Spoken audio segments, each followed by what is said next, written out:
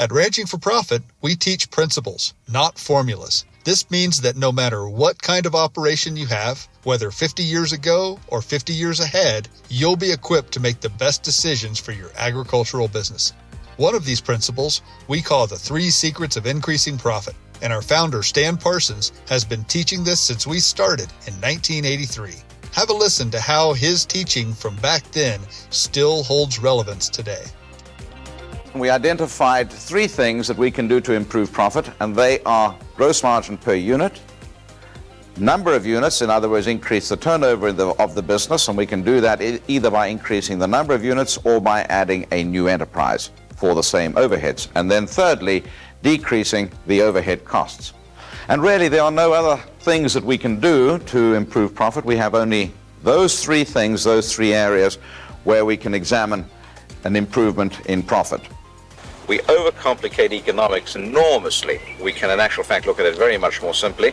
We can improve the gross margin per unit.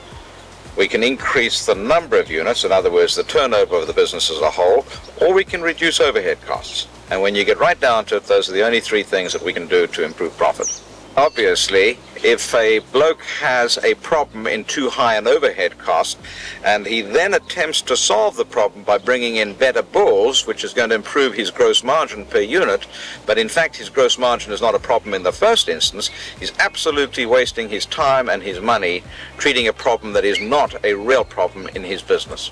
So don't concentrate on the thing that is not important, concentrate on the thing that is important. And for every one of us in our businesses, there is one aspect, one of those 3 things that is going to be more critical than the other 2. The question is which one, and identifying which one it is.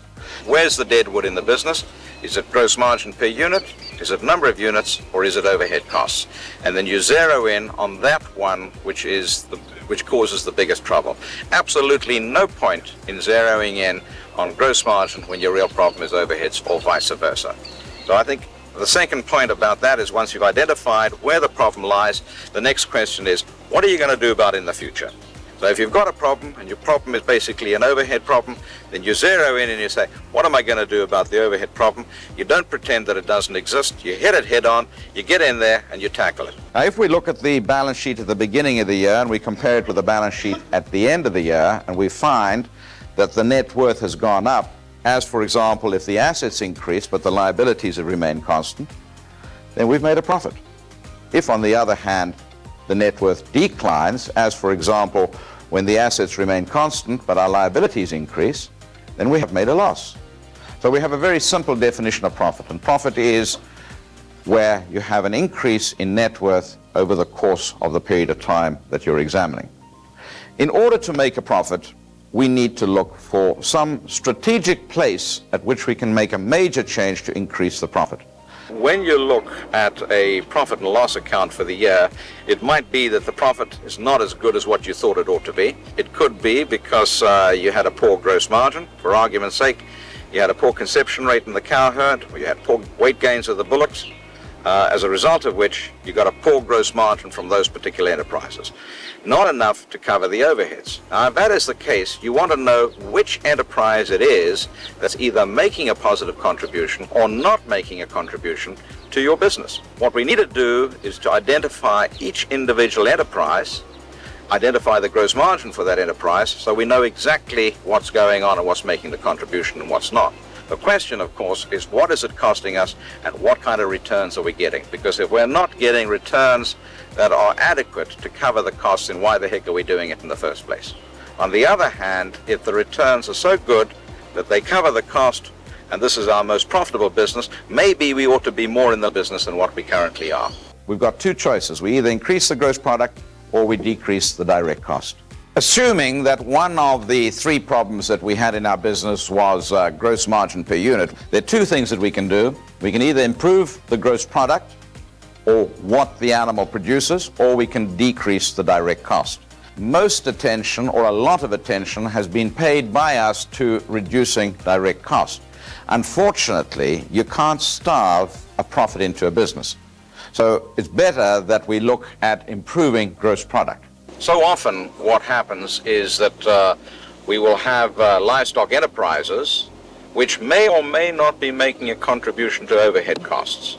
For argument's sake, it may be that the cow herd in a certain region is excellent and outstanding and produces a very good positive gross margin. But this is really not very good bullock raising country, so that taking the animal from the point of being a weaner to a long yearling, for argument's sake, we may end up with not such a good performance. On the other hand, it may be pretty good for fattening stock. So what we want to know is, for each group of animals, which one is actually making the best contribution toward the overhead costs. It may not even be cattle, it may be sheep, it may be goats, it may be some other beef enterprise. So often what happens is that I come across enterprises where people are actually losing money and doing a lot more work than what they ought to be in producing a positive gross margin. If you have an enterprise, for example, like a cow-calf enterprise, where the conception rates are so poor that they really don't pay for the interest costs or the interest that we have invested in the capital invested in the cows, the veterinary expenses or other bits and pieces that may be involved, what's the point of having cows? So what we needed to be doing is to be looking at how do we make sure that this cow has a positive gross margin? And there are lots of things that we can do to improve the gross margin on that cow. This is just one example of countless principles Stan has taught that we still teach today. And although technologies, industries, and strategies change, these principles will always be at the core of our decision making. So if you're ready to stop guessing and start controlling the outcomes of your ranching business, visit ranchinforprofit.com today to get started.